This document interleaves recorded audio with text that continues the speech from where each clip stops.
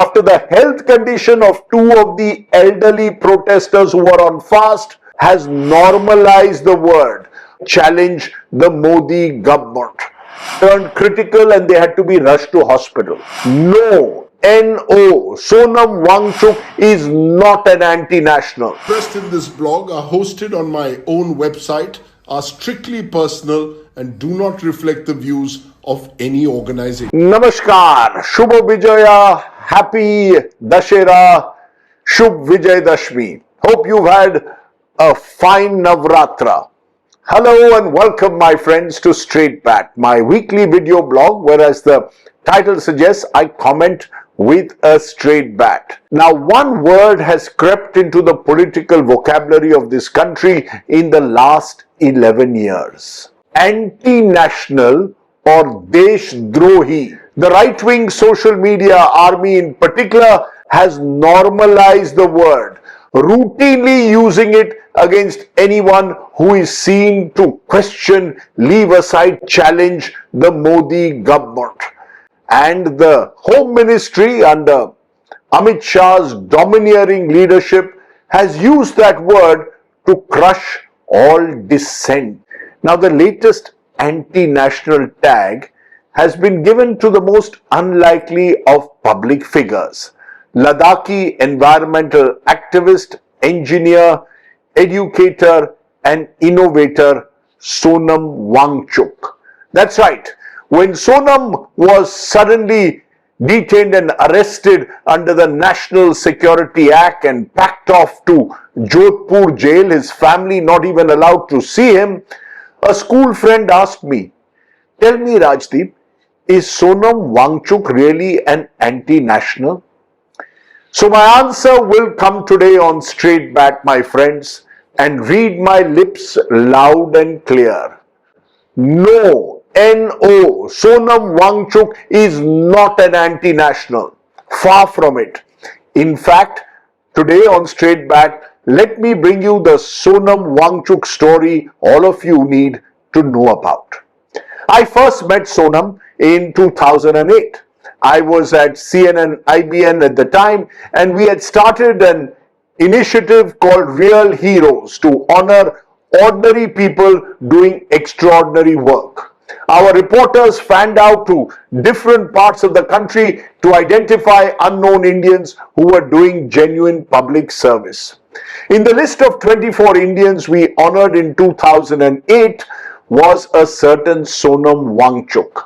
It was probably the first recognition nationally of the stellar work he was doing in raising public consciousness about the need to preserve the Himalayan glaciers, to conserve water bodies and meet the upcoming climate change challenges.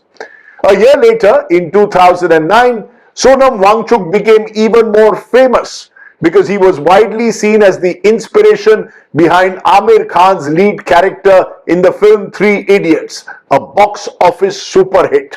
I remember calling up Sonam to congratulate him on his newfound fame. He laughed and told me, "Rajdeep, I think the Three Idiots team should thank you for making me a real hero first." Over the years, Sonam Wangchuk and I kept in touch. He would inform me of the new projects he was getting into, especially his work in skilling and education in Ladakh. Articulate and media savvy, he was slowly but surely becoming the face of Ladakh in the national media, even winning the prestigious Magsaysay Award for his community work. Interestingly, when the BJP candidate won the Ladakh Lok Sabha seat for the first time in 2014 and Narendra Modi became the Prime Minister of the country, Sonam was delighted. "We need a strong national leader who will address Ladakh's challenges. I am very hopeful that Mr. Modi will be that person," is what he told me. In fact, Sonam at the time was regularly in touch with officials at the center, sharing his ideas on water conservation, climate change and education. He was actually engaging with even officials of the Prime Minister's office. Even the RSS, which was hoping to build a bridgehead in Buddhist-dominated Ladakh as opposed to Muslim-dominated Kargil, was also actively engaging with Sonam Wangchuk. In 2019, when the centre suddenly decided to lift Article 370 from Jammu and Kashmir and give separate union territory status to Ladakh, Wangchuk was again overjoyed. At last, our separate identity has been recognized. I want to thank Modi ji for this, is what Sonam told me in an interview at the time. Sonam happily shared a platform on many an occasion with the then young BJP MP Jamyang Namgyal. He was by all accounts therefore seen as someone identified as close to the BJP and the centre. When in 2020, the Hill Council elections were held in Ladakh, the BJP aggressively courted Sonam Wangchuk, aware that he enjoyed considerable support in Ladakhi civil society. That was the election when the BJP made a promise in its manifesto to Ladakh that the region would be given 6th schedule status. Even the Minister for Tribal Affairs, Joel Oram, and the National Commission for Scheduled Tribes recommended this. The 6th schedule creates legislative, judicial and administrative autonomy within a state, much like you have in some parts of the Northeast. Sonam was delighted.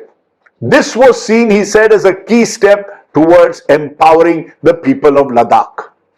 And yet that promise of 2020 would turn out, my friends, to be another false dawn. Instead of honoring the commitment that was made in that campaign for the Hill Council elections, the centre and the BJP reneged on it and kept delaying making any announcement, instead bestowing most of the powers on an unelected lieutenant governor who was simply the centre's man in lay. In a sense, that unkept promise is similar to what the centre has done in Jammu and Kashmir as well. Elections have been held over a year ago, but the promised statehood has not been delivered to the valley and Jammu. It is this failed promise of the centre in Ladakh that turned Sonam Wangchuk from a social activist to a political activist. Last year, for example, he led a Delhi Chalo march from Leh to Delhi to raise the autonomy demand once again. In what happened?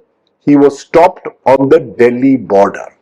Instead of giving up, Gandhian Satyagraha then became Sonam's preferred weapon of protest, peaceful and non-violent.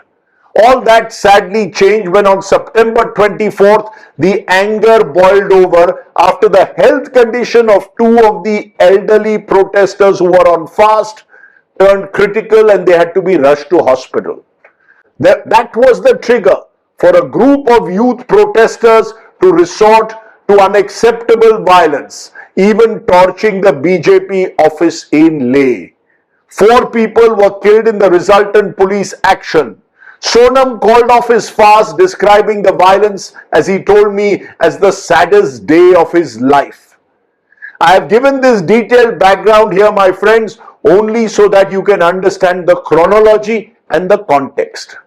Unfortunately, instead of getting Sonam Wangchuk and other members of the Leh Apex body and the Kargil bodies to the dialogue table, the centre has chosen to arrest Sonam, detain him in a Jodhpur jail as if he was solely responsible for the violence in Ladakh.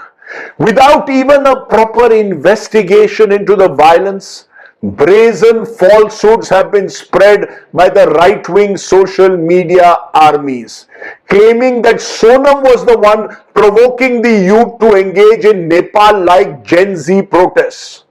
For example, a speech of his has been deliberately edited and pushed on Twitter or X to suggest that Sonam was inciting violence, when what he was actually stating was that Ladakhis should engage in peaceful protests like hunger strikes and not violence or stone pelting like in Nepal or Bangladesh. Another comment of Sonam has been clipped and again used out of context to suggest that he would welcome Chinese forces into Ladakh. Truth, my friends, is if you listen to his full speech, Sonam makes it amply clear that the Ladakhi people are fully committed to India and have always resisted any Chinese intrusion. This is the mischief, my friends, that's going on the social media to try and demonize and damn Sonam. The Ladakh BJP has even absurdly suggested a Pakistan link, pointing out to Sonam going to attend a conference hosted by the Dawn Media Group in Karachi in February this year. Was the DGP even aware that some of the world's top climate change activists were attending this conference, and that Sonam actually spoke up in favor of the Modi government's climate change initiatives at that very meet? Not surprisingly, the Home Ministry and the CBI have also got into the act, probing the funding now of the Wangchuk-run Himalayan Institute of Alternatives, whose FCRA license has been suddenly cancelled on extremely flimsy grounds. Please understand, this is the same institute which only till the other day was being held out as an exemplar of innovative education. Till not too long ago, the center was happy to involve Sonam Wangchuk as the expert voice for its flagship events in Ladakh, including Azadi Ka Amrit Mahotsav and the World Heritage Week.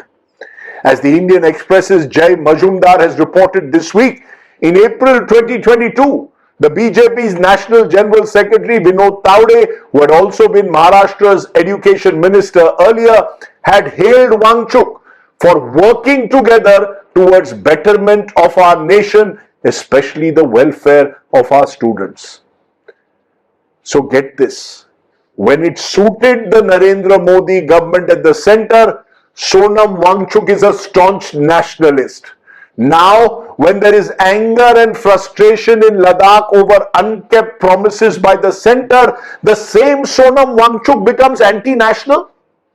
To accuse Sonam of flirting with foreign agencies, even labeling him a Chinese agent, I'm afraid is typical of a mindset that is vindictive and resorts to character assassination and witch hunts against individuals to create a chilling effect amongst all dissenting voices.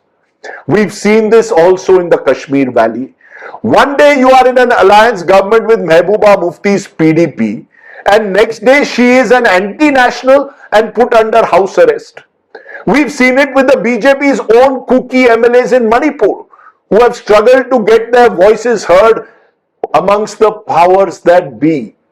We've seen it with the farm leaders in Punjab, who were branded Khalistanis during the farm protests.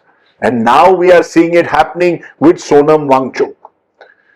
My friends, be it the Kashmir Valley, Manipur, Punjab, or now Ladakh, these are sensitive border regions of the country.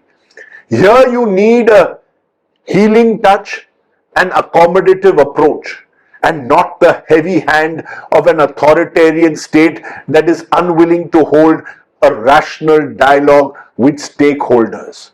Sensitivity is what you need. Sonam Wangchuk, my friends, should be seen as the pride of India, a Ladakhi Indian who has earned global acclaim and is fighting to give his people a better future.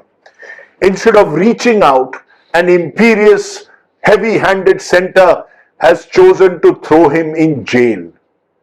Far from isolating him, they have only made him now an even bigger hero in the eyes of his own people.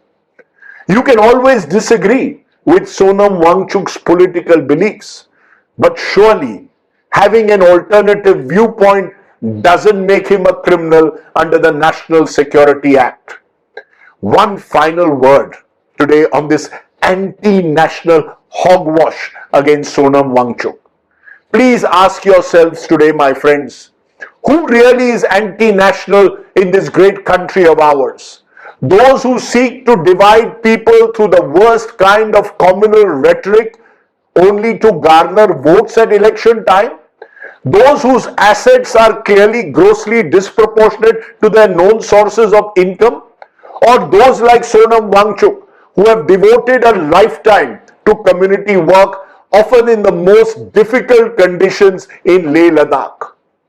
The answer, my friends, I think is rather obvious to any right-thinking Indian. Think about it. That was the Straight Bat. Do, of course, subscribe to my YouTube channel for many more such videos. For now, stay well, stay safe. Jai Hind. Namaskar.